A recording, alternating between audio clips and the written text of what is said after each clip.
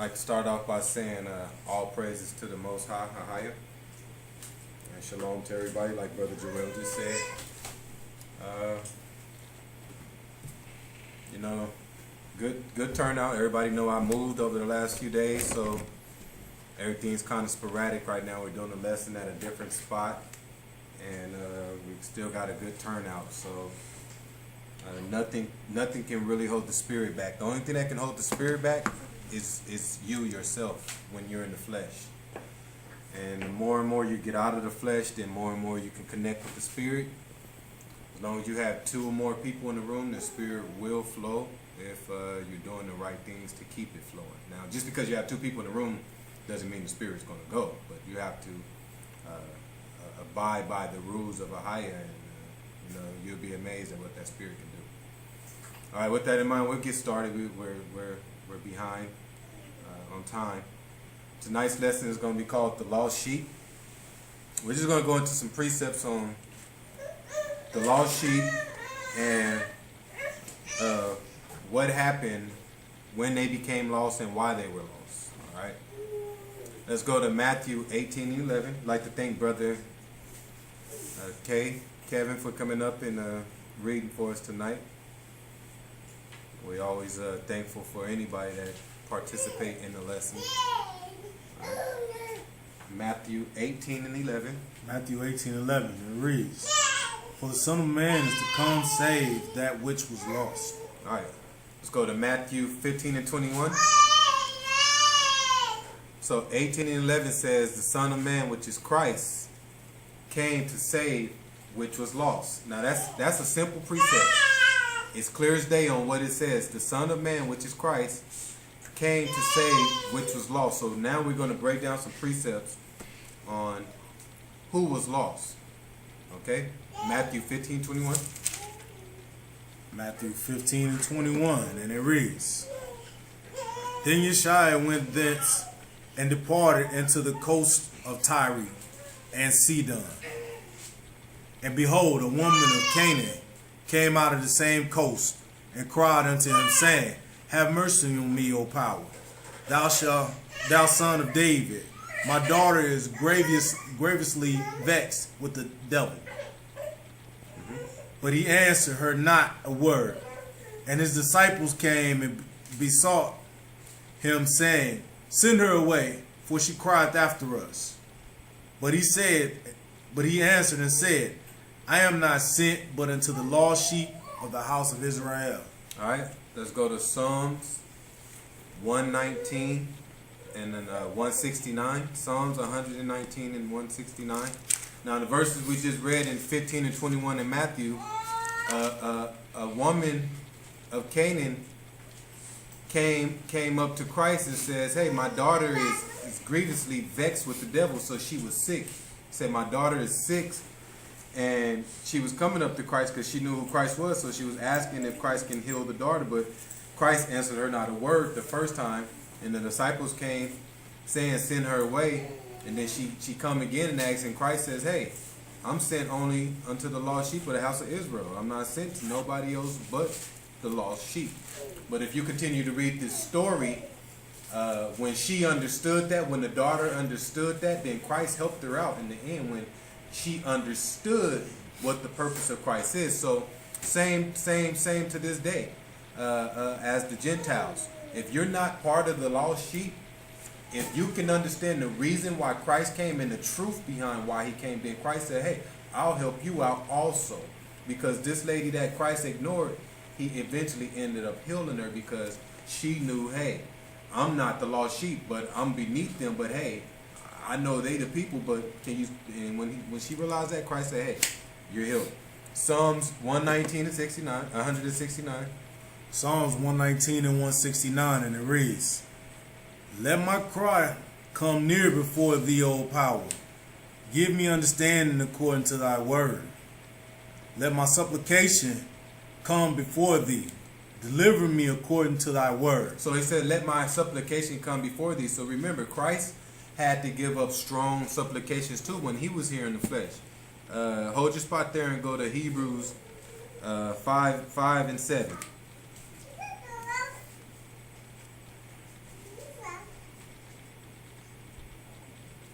So you're not the only person to get. David right here in Psalms 119 and 170 was asking, let my supplication come before thee. Deliver me according to thy word. All right, so like I say in Hebrews 5 and 7, Christ had to give up strong supplication also. Go ahead.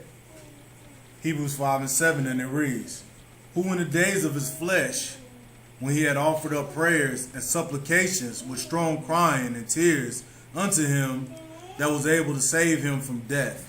Who was able to save him from death? His Father. Go ahead. And was heard in that he feared. So Christ feared his Father also. Same thing we got to do. You have to bring strong supplications, as David was saying in the 119 and 170. You have to come with that, and you have to fear a higher. All right, that's the start. But Christ did it in the flesh. Let's go back to Psalms. Psalms 119 and 169, and it reads, Let my cry come before thee, O Lord. Give me understanding according to thy word. Let my supplication come before thee. Deliver me according to thy word. Supplications is just prayers. Go ahead. My lips shall utter praise when thou hast taught me thy statutes. My tongue shall speak of thy word, for all thy commandments are righteousness. Let thy hand help me, for I have chosen thy precepts. So he says, through my supplication, through my praying, through my crying, I have chosen thy precepts. Go ahead. Let thy hand help me, for I have chosen thy precepts. I have longed for thy salvation, O Lord, and thy law is my delight. So the only way you can get salvation is through the precepts. You can't get precepts through your own understanding. You can't get precepts through your own heart. You got so many people nowadays, well, I follow my own heart. No, you have to follow this Bible, which is this precepts. So the only way you can get salvation is through the precepts. Go ahead. I have longed for thy salvation, O Lord, and thy law is my delight. Let my soul live, and it shall praise thee, and let thy judgments help me. I have gone astray like a lost sheep. Seek thy servant, for I do not forget thy commandments. So David said, I have gone away like a lost sheep. All right. But in verse 74 or 174 and 175, he says, and the law is my delight, and let thy judgments help me. That's talking about the commandments and your laws. And then at the end, he uses the word commandments. All right. Of verse 176. So David himself say, I come with, let my supplications be heard so I can get salvation. All right. Let's go to Isaiah 53 and 6. But he says, I have gone astray like a lost sheep. So we're trying to find out tonight who the lost sheep is, because Christ says, the Son of Man's come for the lost sheep in Matthew 18:11. And then in Matthew 15 and 24, when the daughter was vexed with the devil, Christ ignored the mother when the mother tried to speak to her and says, I've only come for the lost sheep, the house of Israel, which is the lost sheep. Isaiah 53 and 6. Isaiah chapter 53 verse 6, and it reads, all we like sheep have gone astray. All right, so now all of us are going astray. So earlier when we was reading the Psalms, David says, I've gone away like a lost sheep. All right, go ahead. All we like sheep have gone astray. We have turned everyone to his own way, and the Lord hath laid on him the iniquity of all of us. So everybody's turned after their own way. Everybody's believing in their own heart. Everybody's doing what they want to do. Everybody's doing what they think is right. But we just heard David ask in Psalms, hey, let my supplications be heard, and I have chosen to follow thy precepts. So if you want to be saved, you have to follow thy precepts. You can't do things your way. You can't say, well, this is how I think it should be done. No, it's all right here for us in the King James Version Bible. Not the International, not the New King James, not the New Testament only. The Old King James Bible. Thy precepts is what's going to save you. Verse 7. Isaiah chapter 53 verse 7, and it reads, he was oppressed, and he was afflicted, yet he opened not his mouth.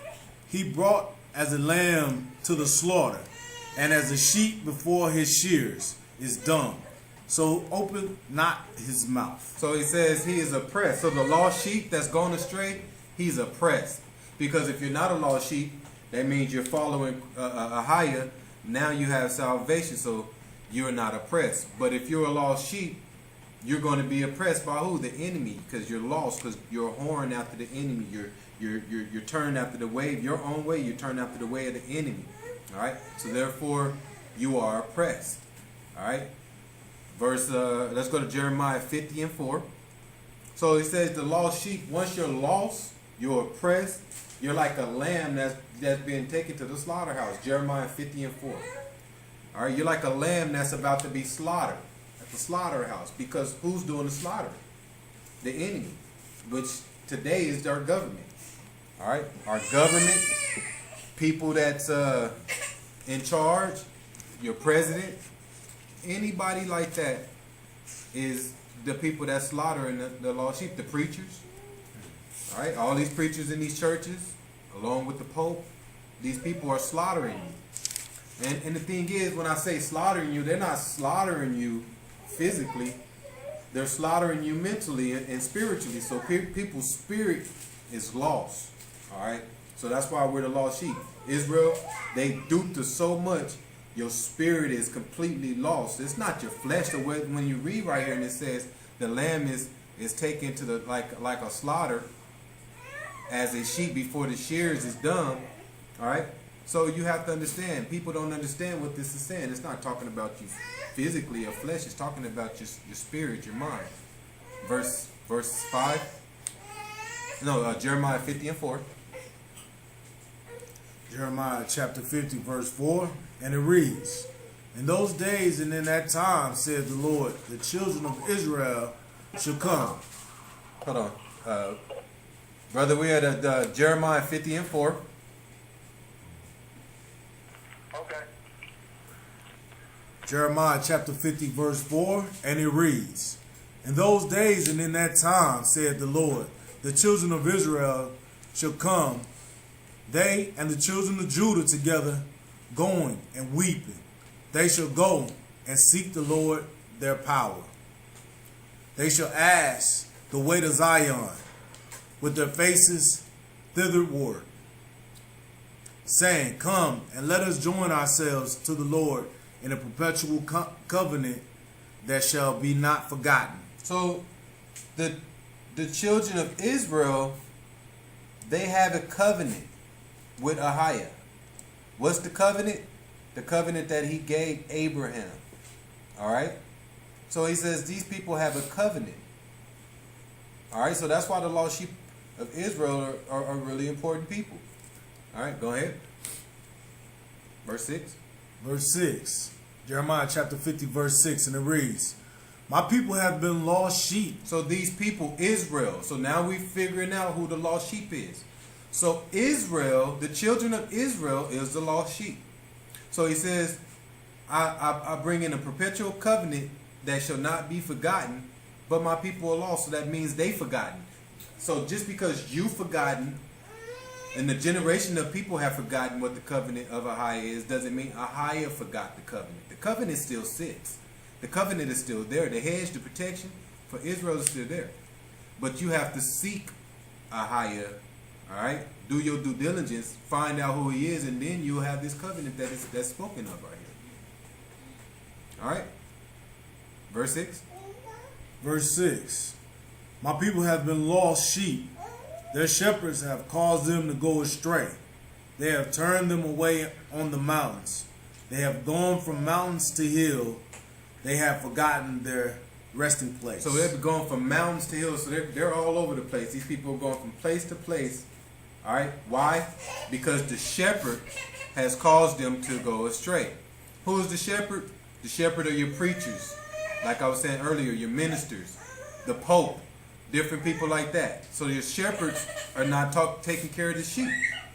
All right. So now the sheep have left. That's like a farmer. The farmer wasn't taking care of the sheep. So the sheep got up out of there. They went to another land to get. They found some food. They found some other things. So they got on up out of there. Same with the preachers. If the preachers are not teaching the congregation the right way, That's what's happening to your souls. Now your souls is going and wandering to other places. Instead of being with the right person, now your soul is here. It's a little bit there. It's going from mountain to mountain, sea to sea. All right, verse 7. Jeremiah chapter 50, verse 7, and it reads, all that found them have devoured them, and their adversaries said, we offend not. So now your adversaries, you remember we broke down adversaries last week? All right, adversary is different events, a series of events that's happening. All right, but Ahiah said he will protect us from our adversaries. All right, but it says right here, all that found them devoured them. Talking about the preachers, your president, everybody. They've all come in and devoured you with these lies. They've taken you down. So now your adversaries can now you in trouble. Ahiah can't defend you now. Last week we read, he says he'll defend you when your adversaries come. But now, since you've been devoured by your enemy, you ran to him, I can't help you now. Go ahead. And all that found them have devoured them.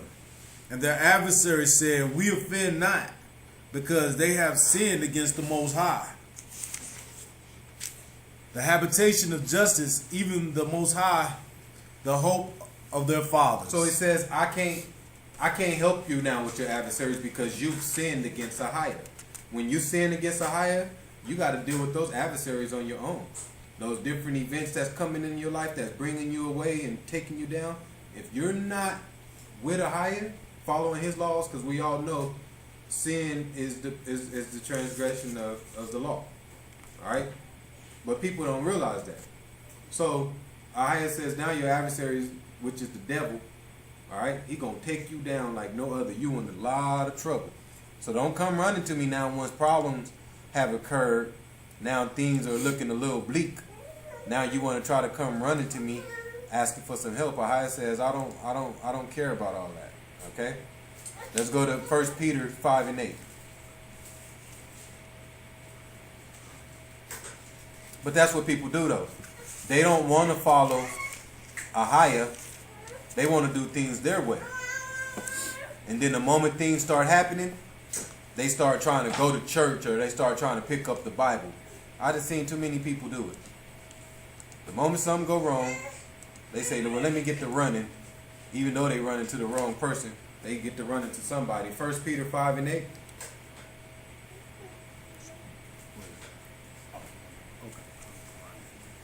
All right, 1 Peter chapter 5, verse 8, and it reads, be sober, be vigilant, because your adversary, the devil, as a roaring lion, walketh about, seeking whom he may devour. All right, so it says your adversary, which is the devil. And he's roaring like a lion and he's seeking anybody he may devour.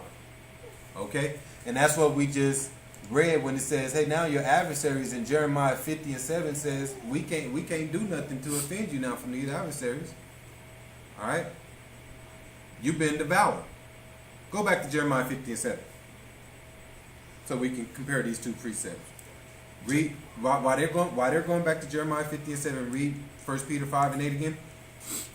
First Peter chapter 5, verse 8, and it reads, be sober, be vigilant, because your adversary, the devil, as a roaring lion, walketh about, seeking whom he may devour. So the devil is seeking who he may devour. Who is he seeking? People that don't know who they are. People that don't have faith. People that don't follow Ahiah. So once he see your weakness, once he see you don't have that hedge, remember that hedge we always talk about in Job 1 and 10? All right? Satan says, hey, I'm not going to mess with Job. Why? Because I know he got the hedge. So same here. Satan ain't going to come mess with you if you know you protected through Ahiah. But the moment he see you weak, the moment he see you not in your precepts, you're not showing your due diligence, he's going to come devour you. Read 50 and 7 of Jeremiah again.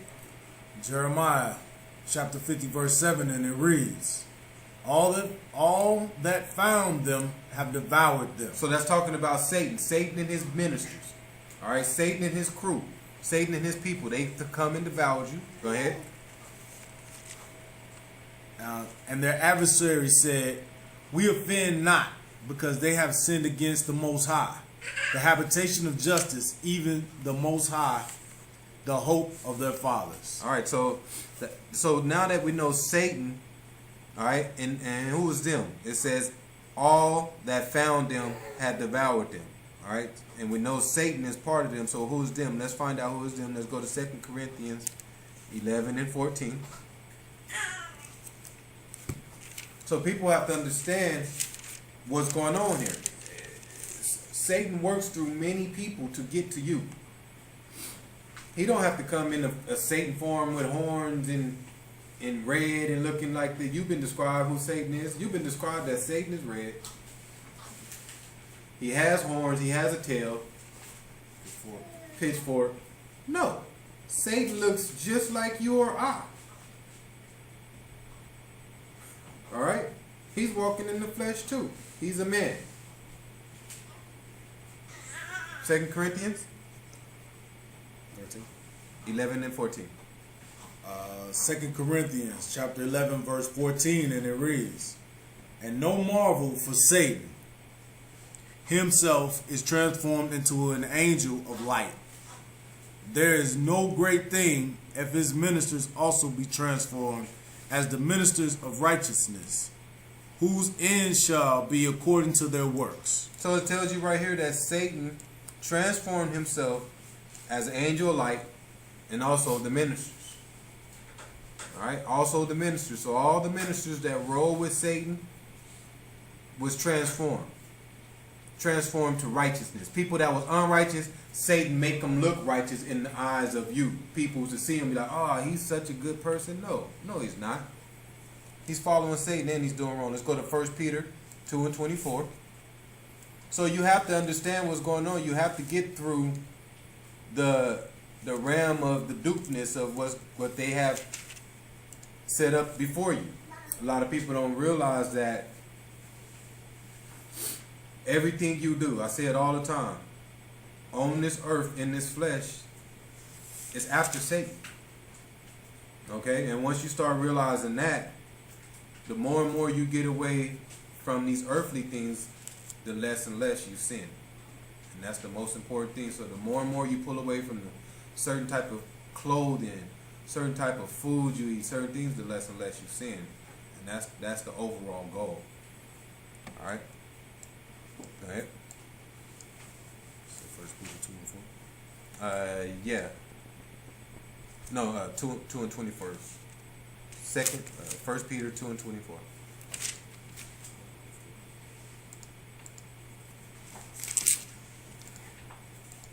Alright, 2 Peter chapter 2 verse 24, and it reads, who his own self bare our sins in his own body on the tree, that we, being dead to sins, should live unto righteousness, by whose stripes ye were healed.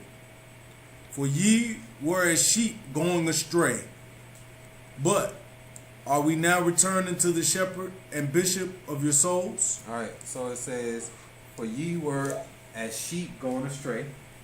Alright, but it says Christ came and he bare his own sins in his body on a tree for us. Alright, so we can be healed. Okay, so here goes another precept where it says Christ was hung on the tree. Christ wasn't hung on no cross. It says his body, alright, who he bare for us on a tree. So that's why the tree of life is so important, and that's why it is what it is. The tree of life, you got to understand, the tree of life that was defiled by Adam and Eve in the beginning. That's why Ahiah was so upset with them, and that's why he kicked them out of the garden and protected the tree with the angels, so no one can now defile the garden or the tree again. Alright, but the second time around, since the first tree was defiled, then Christ came and was killed and hung on the tree, and that started the tree of life over. Alright, the new tree through Christ. Christ is the root, the roots, he's the tree, and we're the branches. We're the branches and the fruit that grows on that tree. So if you want to be a part of the tree of life at the end, you got to do your part and become a vessel, which is a branch. Become a vessel, have that fruit that grows on that side of the tree. Alright. Acts 3 and 26. So now that Christ came, and we know he through his teaching, we can be saved. All right. So once you find Christ, you can now be saved. But it says he bare his own sins on the tree, so we can do so. Okay. But you have to understand, Satan's very smart too. Satan can come through to a lot of people, and you got a lot of brothers, a lot of people out there that's very smart, very wise. They know these precepts, but they're teaching under the realm of Satan. So then that's when you have to decipher through it and figure out who's telling the truth and what's truly right for your soul. Because you're going to come across some people that know it. They know it like no other. You be like, man, he bright and smart. But are they really concerned about your soul? All right? And we're going to go over that tonight. We got some precepts that tells you, hey, what to look out for. But we already know that Satan came as an angel of light, and he transformed the ministers the same way. Acts 3:26. We're in the book of Acts, chapter 3, verse 26, and it reads, Unto you first, Ahiah, having raised up his son Yeshua, send him to bless you in turning away every one of you from his iniquities. So every one of you, first is Ahiah, then he raised up Yeshua. So first is the Most High, which is Ahiah, then his son Christ is second. But he says he sent him to bless you and turn you away from your sins. All right, because before Christ come, you sinned. It was up to whoever was in charge, whatever priest or whoever was in charge at that time. Your faith was in his hand. Depending on your sin, he could say chop off his arms. So say you was doing something, you could be cooking on the Sabbath. You could be cooking on Sabbath, and the priest be like, what he was doing? What on Sabbath? Chop off his arm so he can't do it again. You can live, but you'll never be able to do that again, I bet. So the discretion was up to the priest. But once Christ came, we didn't just get killed for a sin. Christ came, now we can repent and continue to live and to get salvation. All right? Acts 13:46. But like I say though, but before Christ, you could do a sin and that priest could be like, behead him. And there wasn't nothing you could do. But now you can't, no priest can't just be like, well, he did what? Behead, nah, I got Christ in my life now. I don't need you. Though there's one judge, and that's Ahiah. Ahiah is the judge. And I don't need nobody else judging my faith. All right, but before Christ comes, that's kind of how that's what the opening was. Acts 13:46.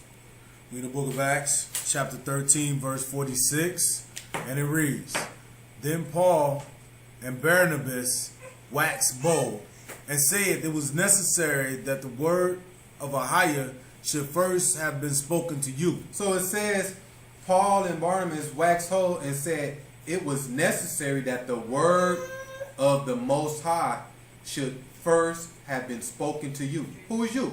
Let's listen to this. It says the word of Ahiah should be first spoken to you. Go ahead. We're in the middle of verse 46 in Acts 13. And it says, It was necessary that the word of Ahiah should first have been spoken to you. But seeing ye put it from you, and judge yourselves unworthy of everlasting life, lo, we turn to the Gentiles. So now we're going to talk about what happened. All right, so you have the lost sheep. We're breaking down who the lost sheep is. So since the lost sheep is the house of Israel, and Israel don't even know they're the lost sheep, all right, Ahiah says, I'm going to turn to the Gentiles. And why is he turning to the Gentiles? Because the word, which is the Bible, that was first spoken to the lost sheep, the house of Israel, they didn't want it. They didn't think they were worthy. So Ahiah says, seeing you put it from you, since you didn't want it, and you judge yourself unworthy of everlasting life. You hear what that says? You people don't even want to take credit for who you are. You people are the true people. You have everlasting life, but yet you call yourself unworthy. So the slave master told you was unworthy, and you accepted. The slave master told you was nothing, and you accepted. Read verse 46 again. We in the book of Acts, chapter 13, verse 46, and it reads, Then Paul and Barnabas waxed bold, and said, It was necessary that the word of Ahiah should first have been spoken to you. Y'all had the first chance. Y'all had the first dibs on this. Go ahead. But you put it from you, and judge yourselves unworthy of everlasting life. Lo, we turn to the Gentiles. Y'all don't even like being kings and queens. He said, y'all judge yourselves unworthy of this covenant that I gave y'all. Y'all like being at the bottom. Y'all like being slaves mentally. Mentally, you guys are still captive, and y'all like it. Y'all don't want the truth. Verse 47. We in the book of Acts, chapter 13, verse 47, and it reads, For so the Most High commanded us, saying, I have set thee to be a light of the Gentiles, that thou shouldst be for salvation unto the ends of the earth. So now Paul is sent to be a light unto the Gentiles to show them salvation now. Because we didn't want it. He says it was necessary that the word of Ahiah was first brought to you, Israel. But since y'all put it away from yourselves and y'all deemed yourselves unworthy of it, he says now Paul, go speak to the Gentiles. Paul, go give the light to the Gentiles. Verse 48. And when the Gentiles heard this, they were glad and glorified the word of the Most High. And as many as were ordained to eternal life believed. All right, so it says, hey, when the Gentiles heard that Paul was coming to give them light now and to give them salvation, they was stoked. They was happy. But us, on the other hand, we was told that we was given eternal salvation and we deemed ourselves unworthy. We thought, whatever, we don't, you know what I'm saying? But when the Gentiles heard it, they was like, hey, they was glorified of it. Now so now that we know that the lost sheep is the house of Israel, Israel didn't want salvation. The salvation was brought to them, it was given to them, and they didn't care about it. They says, hey, we're not worthy of it. Because if they thought they was, they would have claimed it and ran with it and hid it away like a treasure box.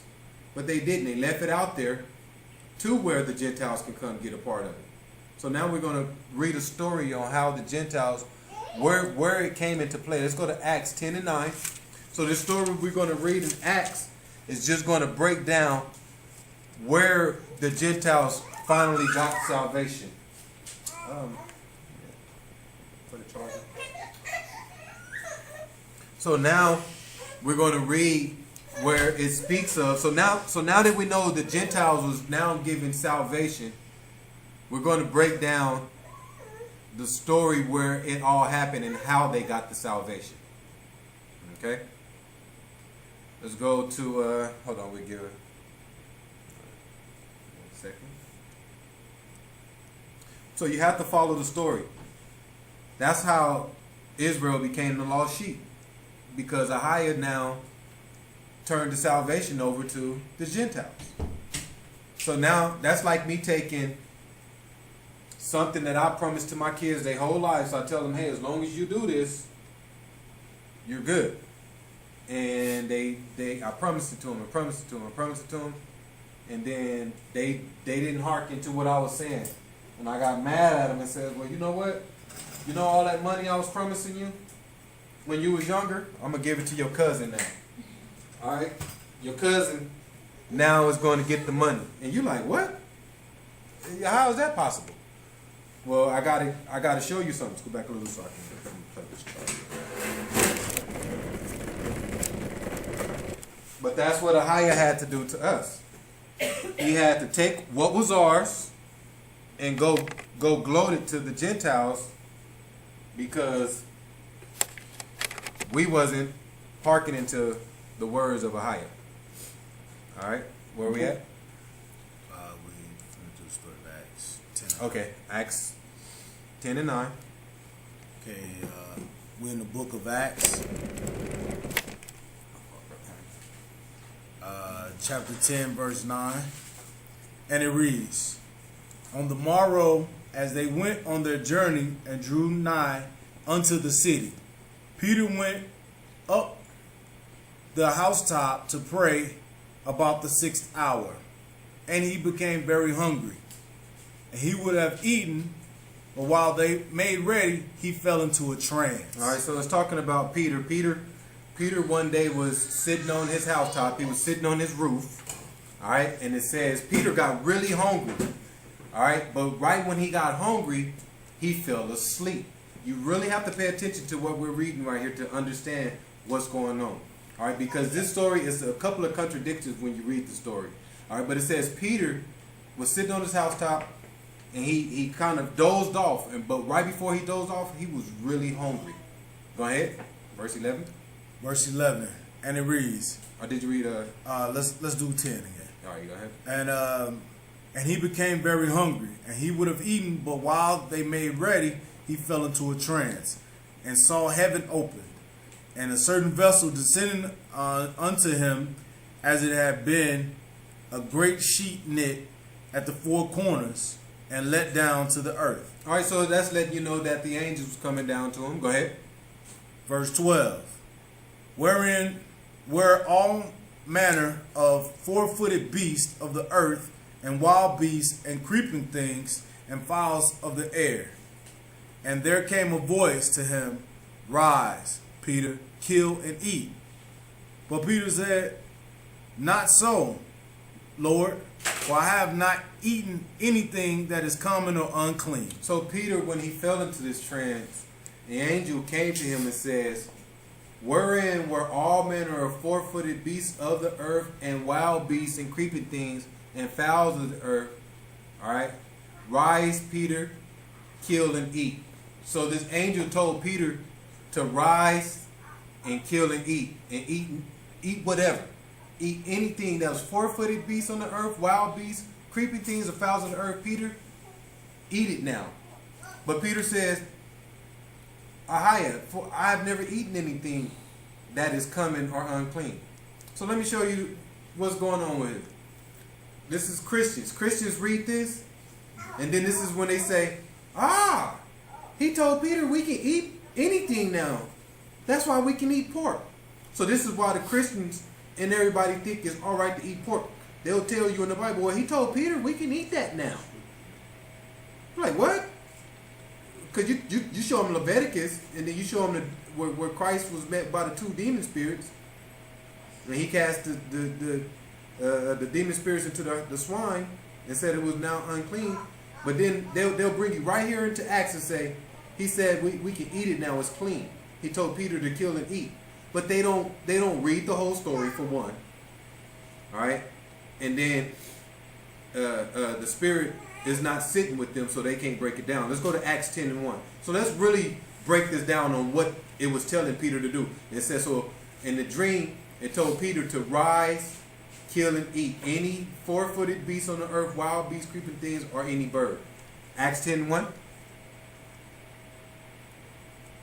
We're in the book of Acts, chapter 10, verse 1, and it reads, There was a certain man in Caesarea called Cornelius, a centurion of the band called the Italian band, a devout man, and one that feared the Most High. So it says Cornelius was the centurion of the Italian band. Anything dealing with Italian is what? They porked out, aren't they? Mm-hmm. Italian people are, man, they got everything is pork. Everything. They known for the best sausage. Alright? Because Cornelius, obviously, is a Gentile. He loves pork. He's an Italian. Go ahead. A devout man, and one that feared a higher with all his house. So it says he feared a higher, like we're supposed to. We're supposed to fear a higher, and it says this Italian was fearing a higher. Go ahead. Which gave much alms to the people, and prayed to a higher way. Much alms is just talking about your prayers. Go ahead. He saw in a vision, evidently about the 9th hour of the day, an angel of a higher coming into him and saying unto him, Cornelius. And he looked on him, he was afraid, and said, What is it, a higher? So when the angel came, Cornelius was afraid because he feared a higher. Go ahead. And he said unto him, Thy prayers and thine alms are come up for a memorial before Ahiah. So the angel came and says, hey, we've heard your prayers, we've heard your alms. They've come up for a memorial. Go ahead. And now send me to Joppa, and call one Simon, whose surname is Peter. So it says, now send men to Joppa and go get Peter. Go ahead. He logged. All right, this is key to the story. All right, what we just read, it says, now the angel was talking to Cornelius because Cornelius feared Ahiah. And it says, send men to Joppa and go get Peter. All right, verse 6.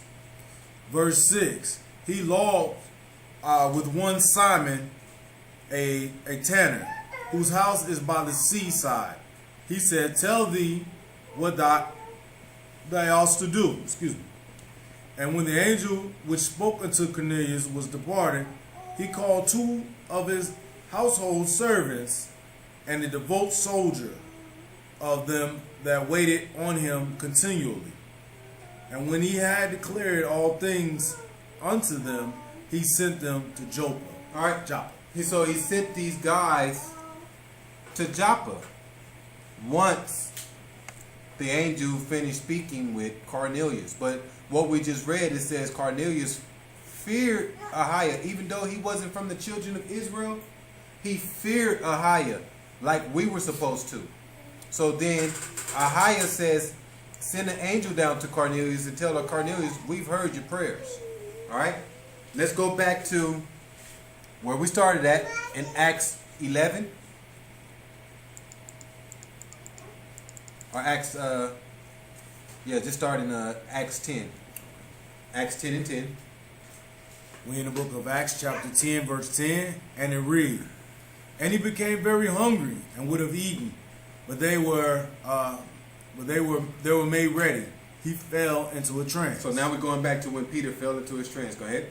And he saw heaven open, and a certain vessel descending onto him, as it had been a great sheet net at the four corners, and let down to the earth, where all manner of four-footed beasts of the earth, and the wild beasts, and the creeping things, and the fowls of the air. And there came a voice to him, rise, Peter, kill and eat. But he said, no, so, Ahiah, for I have never eaten anything that is common or unclean. So Peter says, even though the angel of Ahiah just told him to rise, kill, and eat, he says, hey, I don't eat all that other stuff. We was told not to touch it. I don't touch anything that's unclean. That's what Peter said. But what was happening right here was those two men from Cornelius was being sent to go get Peter. You remember the angel says, send two men to Joppa to get Peter. These two men that was coming to Peter were unclean people. All right? Peter was considered clean, which was Israel. These two men was considered Gentiles. And at that point in time, Gentiles could not step into the land of the Israelites, and the Israelites couldn't step into the land of the Gentiles. You kept them separate. You couldn't just mingle into anybody's land and be like, oh, hey, what's up? No, if you were a Gentile, you couldn't come over here. And if I was Israel, I couldn't go over there. So now that the angel already had told Cornelius to send the two Gentiles, which was unclean, to Peter, the angel had to come to Peter in a dream to tell Peter, hey, some unclean individuals are about to come to you, and you're going to have to deal with them. Because if Peter don't get this vision of the dream first, he won't deal with these dudes once they come to Joppa to get him, the two men that was sent by the angel from Cornelius. The moment they would have got to Peter, Peter would be like, what are y'all doing here? He would have called his boys and they would have got rid of these two dudes because they was in wrong territory. But the angel already had came to Peter and says, hey, unclean is coming to you. Rise, kill, and eat. That means deal with them. All right? That means deal with them. So it got nothing to do with food. Don't have nothing to do with food. And that's how they try to trick. Don't have nothing to do with food. It's telling them to deal with them. Let's finish it out. Read 15. Acts 10 to 15. Acts 10, chapter 10, verse 15, and it reads, and the voice spake unto him again the second time, what Ahiah had cleansed, That call, excuse me, let me start over. And the voice spake unto him again the second time, what Ahiah hath cleansed, that call not thou coming. Don't question what I told you to do, Peter. Go ahead. Verse 16. This was done thrice. It had to be told Peter 3 times because Peter couldn't believe what he was being told to do. Peter knew the right from wrong, so he was now that he was being told to deal with these 4-footed beasts and to eat unclean, he couldn't believe it. He had to be told 3 times. Go ahead. This had to be done 3 times or thrice, and the vessel was received up again unto him. Now while Peter doubted in himself what the vision which he had seen should mean, behold, the men which were sent from Cornelius had made inquiry for Simon's house and stood before the gate. So now Peter, he was seeing in his dream 4-footed beasts. That's what was being explained to him before. This was talking about the man that was approaching his gate. All right. Read verse 18. Verse 18. And called and asked whether Simon, which was surnamed Peter, were lodged there. Go ahead. While Peter thought on the vision, the Spirit said unto him, behold, three men seek thee. So now the Spirit says, hey, behold, these 3 men are coming to get you. So don't turn them away, Peter. All right? So when you read the rest of the story, Peter eventually goes with these guys, goes back to where Cornelius is, and he deals with Cornelius through what the angel said. All right? So a lot of people, this is where so once Peter went back and dealt with Cornelius, actually let's jump down to it. Go to 21. We're just going to skip around a little. Go to verse 21. All right. Verse 21. Then Peter went down to the men which were sent unto him from Cornelius, and said, behold, I am whom ye seek. What is the cause wherefore ye are come? All right, go ahead. And they said, Cornelius the centurion, a just man, and one that feared the higher, and of good report among all of the nations of the Jews, was warned from Ahiah by an holy angel to send for thee into his house, and to hear words of thee. So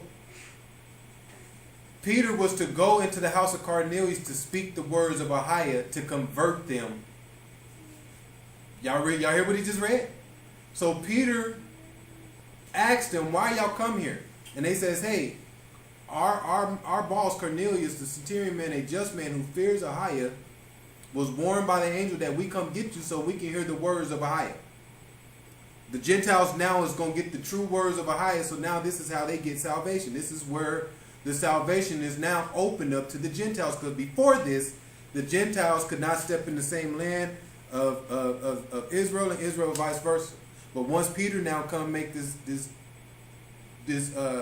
visit, now salvation is now open to the Gentiles. And when you read the rest of this, it'll tell you what happened. And then when you read verse 11 of chapter 11 of Acts, it'll tell you what happened to Peter once he went back to Joppa. When Peter went back to Joppa, now the other apostles are looking at him like, hey, we got word that you went over there with the Gentiles and was eating with them. What's going on, Peter? Peter had to explain to them, hey, I didn't go eat with them.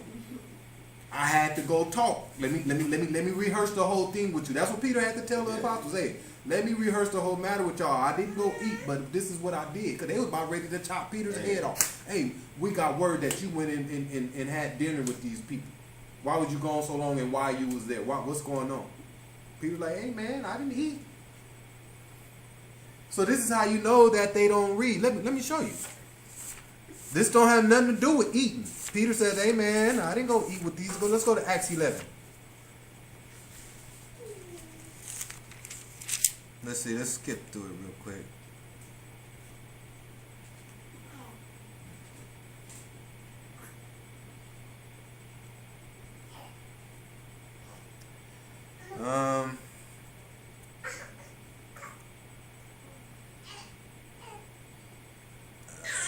You know what, I don't want to waste too much time skimming through it trying to find it. But yeah, on your own time, read Acts 11 and it'll tell you exactly that. Let's get back to the rest of this because we only got about 25 minutes left, and I want to make sure we get to the rest of these precepts. Let's go to Romans 11 and 11. So now that we know that our salvation has been open to the Gentiles, because we didn't want it, we thought we was unworthy of it. So he says, "Hey, I'm gonna open it up to the Gentiles, lost sheep of Israel." Okay, but the salvation was open to the Gentiles through the story we just read in Acts. That's when it finally was open. All right. Romans 11:11. In the book of Romans, chapter 11, verse 11, and it reads, I say then, have they stumbled that they should fall? I forbid, but rather though their fall salvation is come unto the Gentiles, for to provoke them to jealousy. So this is why he gave the salvation to the Gentiles, was to provoke Israel to jealousy. He says, all right, how can I get Israel to hearken to me? How can I get Israel to follow me? Well, I'm going to give their salvation to the Gentiles to provoke Israel to jealousy. So that's like when you got two kids, you're trying to get one to do something. You show one of the other kids a little love, go buy them something. Then the older kid be like, hey, why didn't you get that? Hey, because I got to show you, you got to do right. You ain't doing right. All right, so I'm going to go buy the younger one something just so you can get on board. So he says, verse 11, I say then, have they stumbled that they should fall? So yeah, they stumbling, but should they fall? Ahia says, I forbid. Forbid means no. So no, they didn't fall, but they stumbling. They ain't fell on their face yet. All right, but rather through their fall, salvation is come unto the Gentiles. So instead of them falling, I'm gonna just let their fall be their salvation. That's what. That's our fall. Our fall ain't us falling on our face. Our fall is losing our salvation to the Gentiles. So now that he gave the Gentiles our salvation, provoke us to jealousy. Verse 12. Verse 12, and it reads, now if the fall of them be the riches of the world, and the diminishing of them that. Now if the fall of them be the riches of the world, and the diminishing of them that the riches of the Gentiles, how much more their fullness? Mm-hmm. For I speak to you Gentiles, inasmuch as I am to the apostles of the Gentiles, I magnify mine office. So he was not a Gentile. Paul was not a Gentile. He says, hey, I am an apostle of the Gentiles. All right. A lot of people, they through the Christian doctrine, Paul was a Gentile. No, he wasn't. Go ahead. If by any means I may provoke to emulation, them which are my flesh, and might have some of them. Might save some of them. Might save some of them. All right. So it says, if by any means I may provoke them. So he says, I had to provoke Israel. I had to make them jealous. I had to provoke them to try to save some of them. I'm not going to get all of them, but 1/3 of them, I'll be able to make them jealous. 1/3 of them will get jealous when they see how the Gentiles now have salvation and how the Gentiles rub the salvation in their face. But Paul says, I am an apostle of the Gentiles. He's not a Gentile. A lot of people through their doctrine, the Christian doctrine, well, Paul was a Gentile. No, he isn't. He says he was an apostle of the Gentiles. Let's go to Acts 11:1. I mean, not Romans. Romans 11:1, not Acts. Romans 11:1. Just go right up from where you was at. We're in the book of Romans, chapter 11, verse 1, and it reads, I say then, have the higher carried away his people? This is Paul speaking. So Paul said, I say then, has the Most High cast away his people. So when you go ask people like that today, after this lesson, the lesson is called the lost sheep. And we're speaking of who the lost sheep of the house of Israel is. So you go speak to somebody tomorrow and say, hey, I've been reading the Bible, and the Bible is talking about these lost sheep, the people of Israel, a lot. And it's saying that they must be woken up first before anybody else can get a part of this. So shouldn't we kind of be focusing on them, who the lost sheep is? Well, you know the lost sheep, the Israelites, Jacob and his kids, that was back in the Old Testament. That was back in the days. Now we live it's religion, it's Christianity. The lost sheep ain't that big. That's what people will tell you. But what did Paul say? Read it again. I say it then, have the higher cast away his people? Has the Most High got rid of his people? God forbid. No, he hasn't. Go ahead. For I am an Israelite, Paul says, I am also an Israelite. of the seed of Abraham and of the tribe of Benjamin. Paul says, I know I'm from the tribe of Benjamin and I'm a seed of Abraham. That covenant comes through Abraham, Isaac, and Jacob. Paul says, I am from the tribe of Benjamin. By the way, I'm an Israelite. All right? I'm not no Gentile. That's what they teach. Acts 28 and 25, that's what they teach though. So we have to understand, you have to do your due diligence, you have to read, you have to do what you must do to get this truth. Don't just sit back and learn things that you ain't supposed to do. You go out and teach yourself. That's why a lot of our classes is about teaching. It just ain't me getting up there speaking on 2 precepts and then speaking of something I did or what I done been through. No. Everything we do outside the first 5-6 minutes of the lesson talking about news is all precepts. You ain't gonna hear nothing about Ed's story. Christ got too much of his story in here that I can talk about versus my testimony. You got all these preachers speaking of their testimony, what they went through. I was a gang member and then I seen the light. Nah. Christ was in the flesh too, and he had to see the light. Let's talk about that. How about that? We already did a lesson on testimony, right? What was it talking about? Testimony is what? The laws and the commandments. So he says, yeah, give me your testimony. Your testimony means talk about these laws and commandments and speak on Jacob. That's what these preachers are supposed to be speaking every week. They're supposed to be speaking about the laws and commandments and about Jacob. That's the testimony, and about Christ. Not their own testimony. They got it twisted. The word testimony means witness. Alright? Acts 28:25. We in the book of Acts, chapter 28, verse 25, and it reads, And when they agreed not among themselves, they departed after that Paul had spoken one word. Well spake the Holy Spirit by Ecclesiastes, the prophet, unto our fathers, saying, Go into this people, and say, Hearing ye shall hear, and shall not understand. Seeing ye shall see, and not perceive. So it's talking about the house of Israel, the Israelites, the lost sheep. Alright? It says, Go unto these people and say, Hearing ye shall hear, and shall not understand. So yeah, just because you hear doesn't mean you understand. And seeing you shall see and not perceive. So these people hear, but they're not understanding what's going on. Yeah, these people see, but they don't perceive anything. They don't get anything from it. Verse 27. Verse 27, and it reads,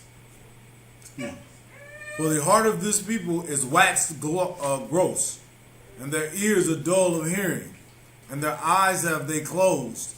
Least they have seen their eyes, and hear with their ears, and understand with their heart, and should not be converted, and I shall heal them. All right.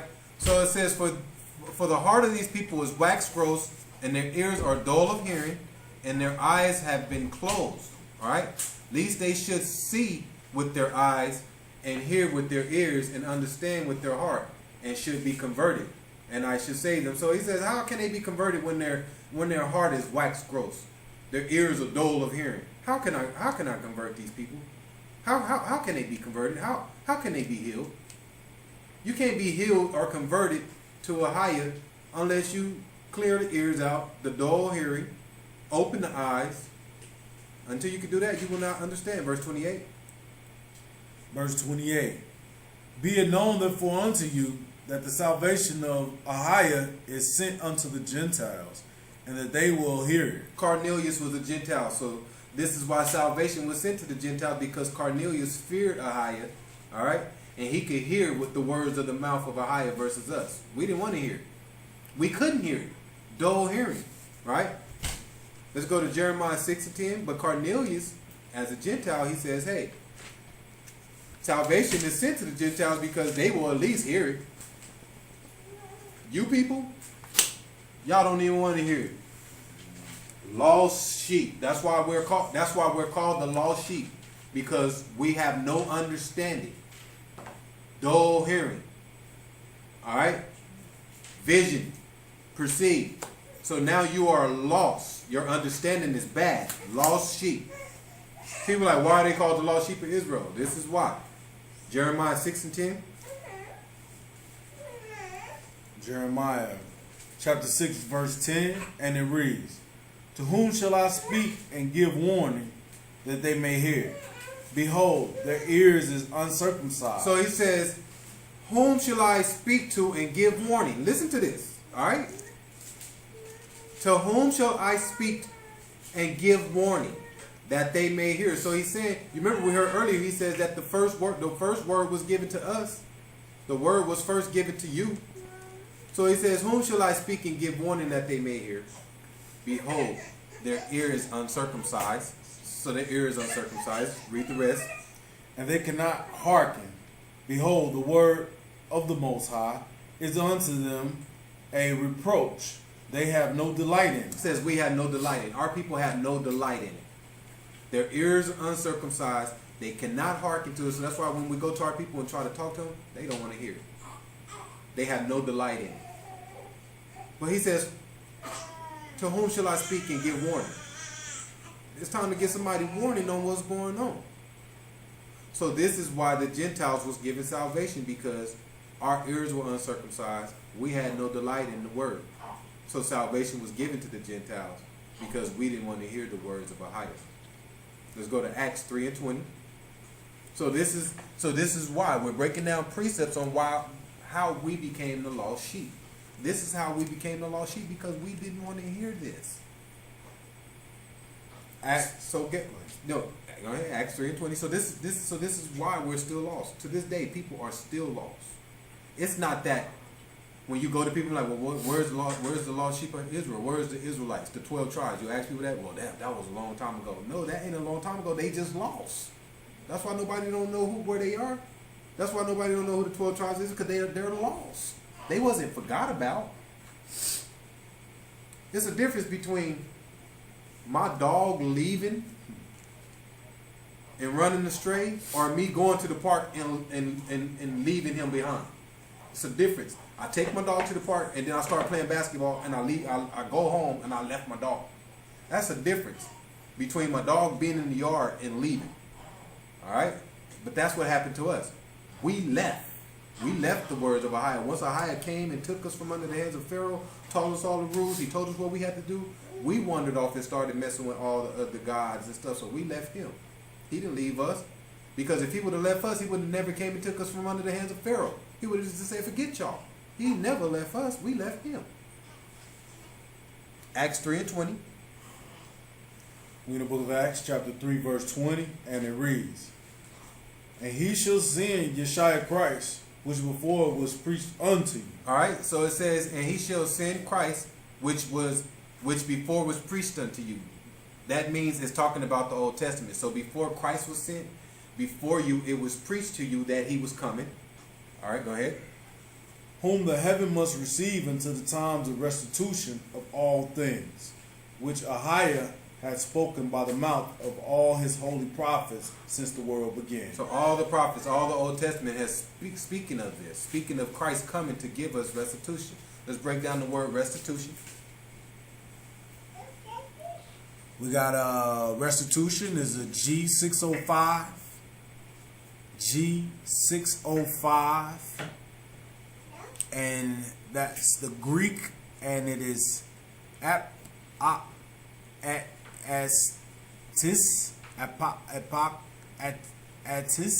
Yeah, it says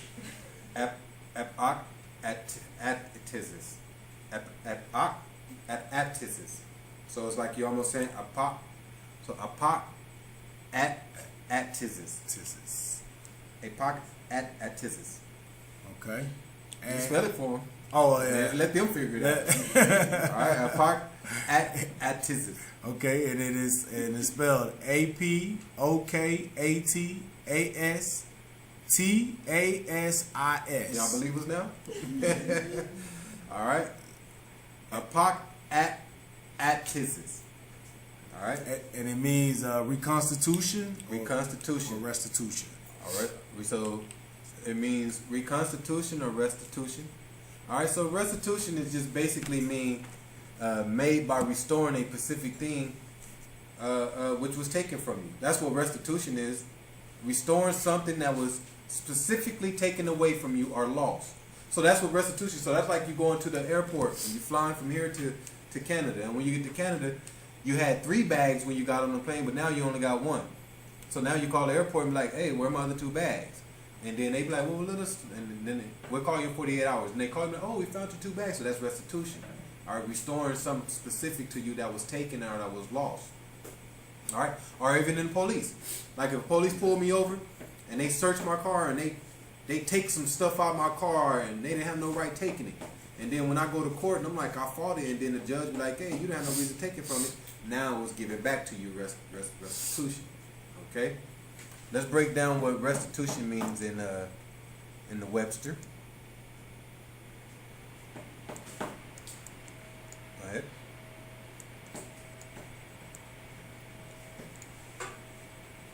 The act of returning or restoring to a person something, or a right of which has been unjustly deprived, as the restitution of ancient rights to the crown. All right, so something has been unjustly deprived, all right, as the restitution of the ancient rights to the crown.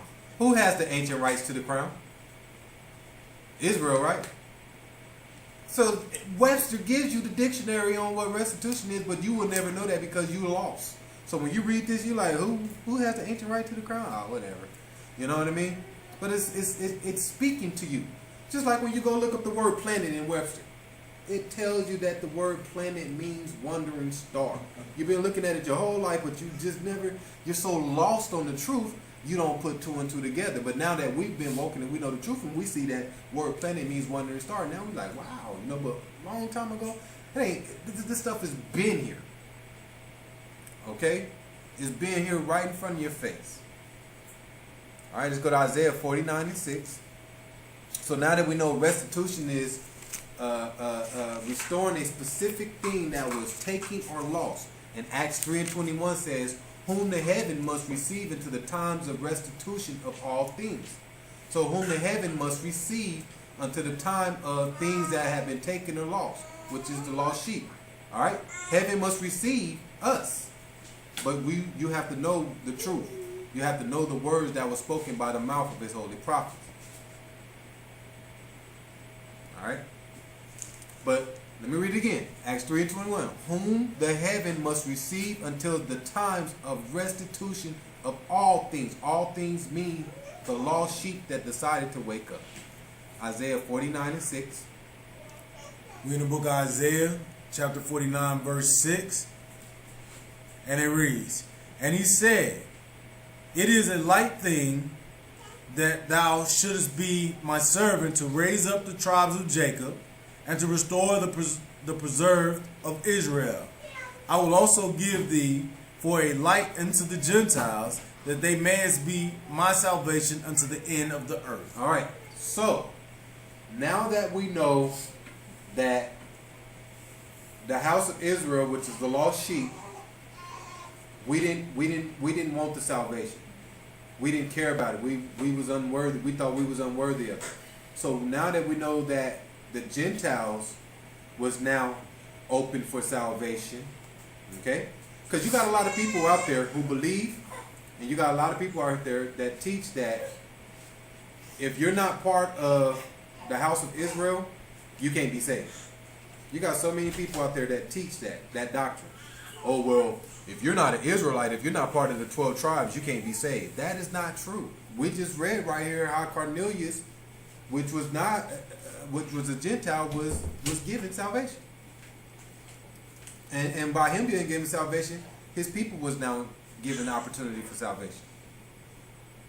But now that we know both sides can be saved through salvation, it said right here in Isaiah 49:6 that, and he said, it is a light thing that thou shouldest be my servant to raise up the tribes of Jacob. So it says raise up the tribes of Jacob first, and to restore and preserve of Israel. So Israel, which is Jacob, needs to be raised up first. All right. And then it says, I will also give thee for a light to the Gentiles, that thou mayest be my salvation unto the end of the earth. So both sides have a chance to be saved through salvation, but Jacob has to be raised first, then the Gentiles.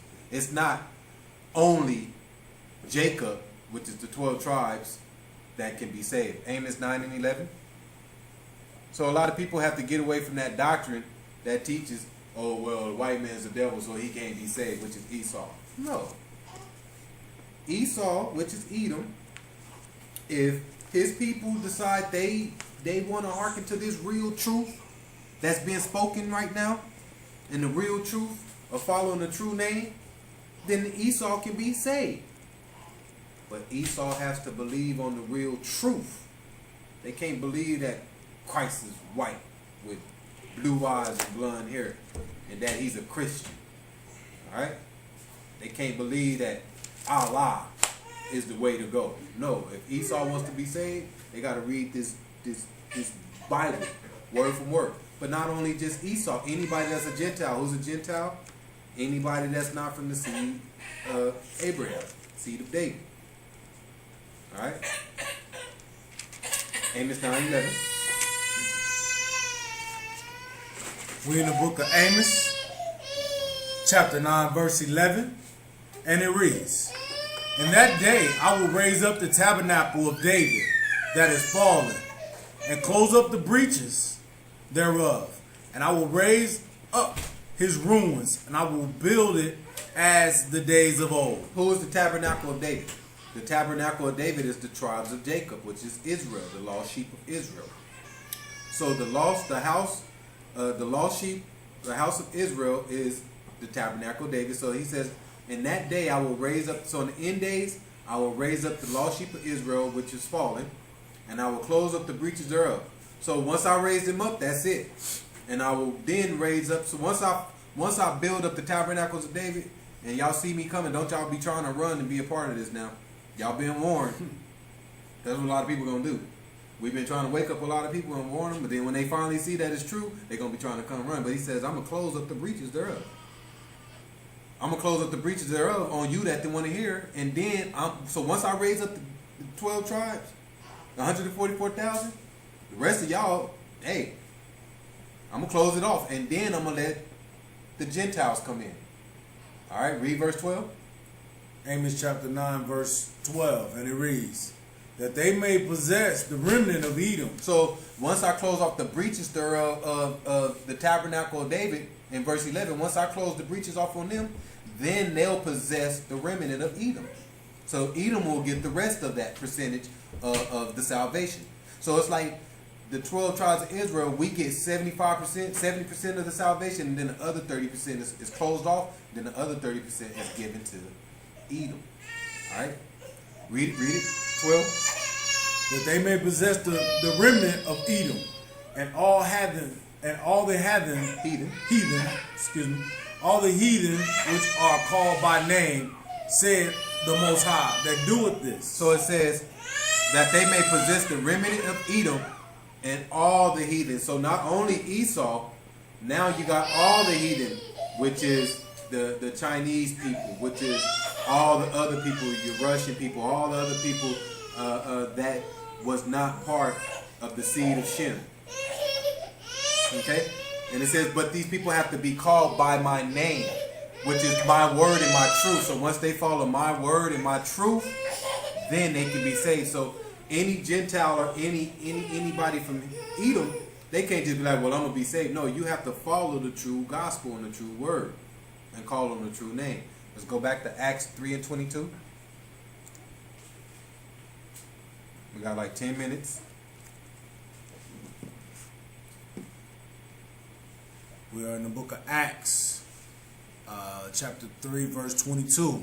And it reads, For Moses truly said unto the fathers, a prophet shall the Most High your power raise up unto you of your brethren, like unto me. Him shall ye hear in all things whatsoever he shall say unto you. Let's go to Deuteronomy 18 and 15. So Moses said, a prophet shall the Most High, your Father, raise up unto you of your brethren. So he says, this prophet that's going to be raised up to you, he's going to be like you and your brother. He's going to be like y'all. He ain't going to be no different. All right? It ain't going to be nothing different about him. He's going to be just like you guys. Okay? And it says, him shall ye hear in all things whatsoever he shall say unto you. So you got to listen to this prophet. Deuteronomy 18 and 15. We're in the book of Deuteronomy, chapter 18, verse 15, and it reads, the Most High thy power will raise up unto thee a prophet from the midst of thee, and thy brethren like unto me, unto him ye shall hearken. According to all... From 15, jump down to verse 18. We're in verse 18. I will raise them up a prophet among their brethren like unto thee, and will put my words in his mouth, and he shall speak unto them all that I shall command him. And it shall come to pass that whosoever will not hearken unto my words which he shall speak in my name, I will require it of him. But the prophet shall presume to speak a word in my name, which I have not commanded him to speak, or that shall speak in the name of other gods, even the prophet shall die. All right. So, he says at the verse 19, and it shall come to pass that whoever will not hearken unto the words which he shall speak in my name, I will require of him. All right? But people say it doesn't matter. His name doesn't matter. That's what people say. Well, his name doesn't matter. And this says, just said right here, that whosoever will not hearken unto my words, which he shall speak in my name. So if you're not speaking in my name, in my words, I will require it of him. All right. And then verse 20 says, but the prophet which shall presume to speak a word in my name, which I have not commanded him to speak, or shall speak in the name of other gods, even that prophet shall die. All right. So you have to understand, if you don't speak the true words and you up there blaspheming the Most High's word in his name, he says he's going to take you down. You're going to die. All right. Read verse 21. Verse 21, and it reads, and thou say in thy heart, how shall we know the word which the Most High has spoken? So this is key. So it says, all right, in my heart, we're in Deuteronomy 18 and 21. So this is key right here, you guys. Y'all might want to hear this. It goes back to what I was saying earlier. It says, and if thou shalt say in our heart, how shall we know the word which the Most High had not spoken? So how shall we know what's true and what's not true? Verse 22. Verse 22. When a prophet speaketh in the name of the Most High, if the thing follow not, or nor come to pass, that is the thing which the Most High hath not spoken, but the prophet has spoken it presumptuously, thou shalt not be afraid of him. So it says, because Ahia says, when you have a prophet or you have a teacher, you're to be afraid of that teacher, because he's the Spirit is working through him from a higher Christ and then through that minister. So you should be afraid of him, as just if that was Christ coming down and speaking to you. All right. But verse 21 says, and if thou say in our heart, how shall we know the word which the Most High had not spoken? So how do we know what's true or false? Then 22 says, when a prophet speaking in the name of Ahia, which is my word, my Bible, and if the thing follow not, nor come to pass. So if you have somebody that's teaching and that's speaking, and the things that he's talking about, none of it's coming to pass, none of it is showing, then you need to get away from it. But if you got somebody that's speaking and saying and teaching things, and none of it is happening in the real world, and you're not learning and you're not seeing, that's not where you're supposed to be. But if you're around someone that's teaching things, and then you see through the teachings, then all of a sudden you see it in the real world, you're like, dang, that's just what we went over like 3 weeks ago. You start seeing it. You're like, dang, you know? then he says that's the person you'll be afraid of. Now you know you're on the right track. Now you've been taught the correct way. Just like the whole Ebola thing we've been talking about. Remember 5 weeks ago I said, hey, they brought these 2 patients in. They didn't bring these 2 patients in because they were sick. They brought these 2 patients in to trick you and make you think they were sick so they can bring in this vaccination to get everybody vaccine. Those 2 people wasn't sick. Now all of a sudden both of them are cured at home. They brought these 2 people to make you think they were sick and that they made them well and healed them. So now every American say, oh, yes, I got the cure. No. They just want you to think that there's a cure out there so you can run and get this chip or whatever they're about to give you. But we talked about this 5 weeks ago, and look, what, last week sometime, both patients were sent home cured. Not even sick no more. Huh? And now, all of a sudden, you got the first dosage of the Ebola vaccine in the UK and in America, and then they're going to bring in the second dosage at the end of September. Just what we talked about 5 weeks ago is happening right before our eyes. And before you know it, it's going to be mandatory. Because the Ebola virus is going to be in so many areas, they're going to make everybody go get it. And that might just be the time where they make you get the chip through that. All right? And then through all the ISIS talk. We know all the ISIS talk is just another reason of them starting martial law here. They're going to jack up the fear alert. The borders are not safe. ISIS is coming. They're going to bring terror to America. We got to shut the borders down and secure them like no other. No one can leave or come in. Martial law. Gotta understand what's happening, you guys. It's right before our eyes, and we sitting here watching it. They are about to make these borders so tough to enter that way or that way. All right, let's go back to Acts 3:23. I mean, it's gonna be rough within the next year. I've been saying by next March, April, it's gonna be hardcore to enter into America or to leave America. They're gonna have who they want to leave or go out, because everybody at that time would be considered ISIS.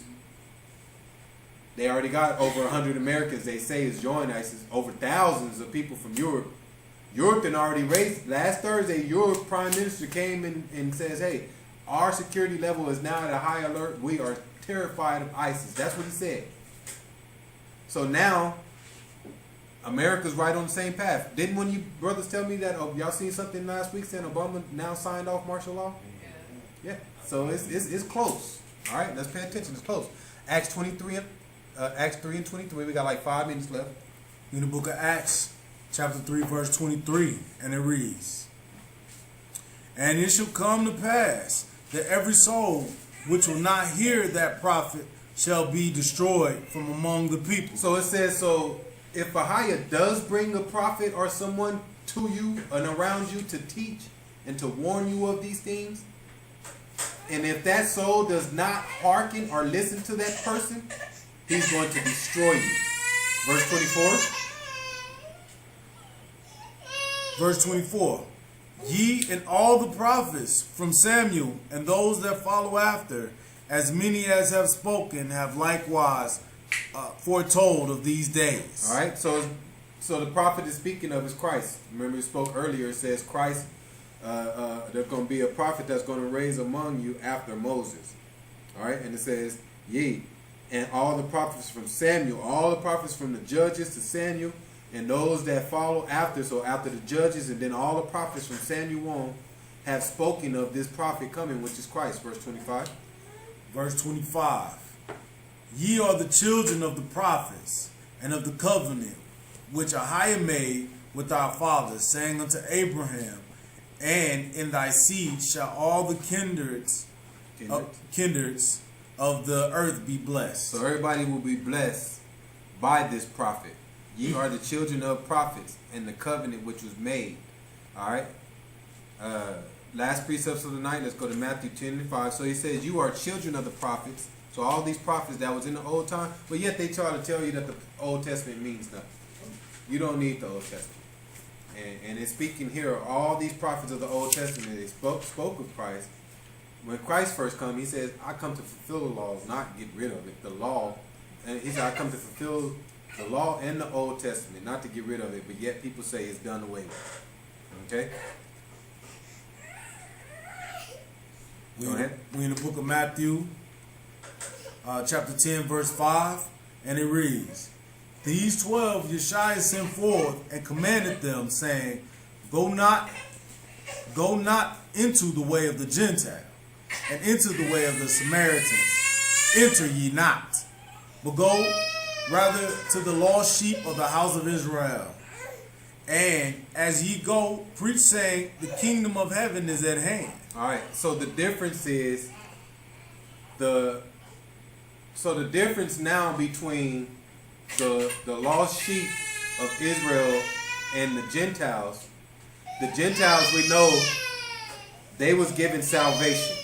All right, which is eternal life. So this is the difference. The Gentiles are now given salvation, which is eternal life. And then the lost sheep of Israel, not only do we get eternal life, but we have the kingdom. All right, we have the kingdom, which is the kingdom of heaven. Okay, so that's the difference. So you say, well, what's the difference? Because that's going to be your next question. Once you finally break it down and tell people, all right, the Gentiles, they were given salvation. Then people are, well, there's no difference then between the 12 tribes and Gentiles. There's a big difference. The major difference is that Gentiles have salvation, which is eternal life, but Israel, lost sheep, has eternal life and the kingdom. All right? So in the end, only certain people will be able to enter into the kingdom, and that's the lost sheep. Gentiles just be happy just to be saved and have eternal life and don't have to deal with Mr. Big Bad Satan, the big bad wolf himself. So that's the difference. All right? But both can be saved through the grace of Ahia. So the last few precepts, Christ said, he told the disciples in Matthew 10:5, it's time for y'all to teach. These 12 Yeshua sent forth and commanded them, saying, Go, not enter into the way of the Gentiles or the Samaritans. So he says, now it's time for y'all to teach, but don't waste your time teaching the Gentiles or the Samaritans. So this was before the salvation was given to the Gentiles on the story we read with Peter. All right, so this is when Christ first sent the disciples, the apostles out and said, go teach. And this is who you worry about, only worry about the lost sheep of the house of Israel. But as time went on and the apostles went out to teach and find the house of Israel, Israel had those uncircumcised ears. They wouldn't listen to them. So then by after a while, Paul was sent to go teach to the Gentile, because at first, Paul's first mission from Christ was to go find the lost sheep of Israel and teach them and tell them that the kingdom was at hand. But on that first mission, we didn't want to listen. So then on his second mission, he said, now go speak and be an apostle of the Gentiles. Not you're a Gentile, Paul. He was an apostle of the Gentiles. All right? So with that in mind, we'll close it out. Like I said, we just wanted to find out who the lost sheep of Israel was. And the lost sheep, Christ specifically made a point that when he came, those were the people he was looking for. All right? Those people were very important to him. Okay? But we didn't deem ourselves worthy of that reward. So then that reward was then opened up and given to everybody else. But like I said, you guys, now that everybody has salvation, there's still a difference. All right? But that difference doesn't make you no better than somebody that's from Esau or somebody that's from Japheth. It doesn't make you no different from somebody that's from Ham, because they can still be saved. So don't go around boasting, well, I'm from the 12 tribes of Israel and we're... No, that's not how we teach. We teach them that they can be saved too, and we leave it at that. And then we let Christ be the judge on who makes it into the kingdom. Even though we know the precepts, well, you don't go around boasting as if, oh, well, yeah, well, I'm from Israel, Israelites, so we're better than you. And nah, you go teaching the Gentiles that they can be saved also, and now you're doing the works. You don't differentiate it or nothing. You just say, hey, we all can be saved, and let me show you, brother, how you can be saved. That's it. You don't go boasting on what you got and what they don't have. All right. So with that in mind, we'll go ahead and close out and we'll pray. I'd like to say all praises to the Most High and Shalom.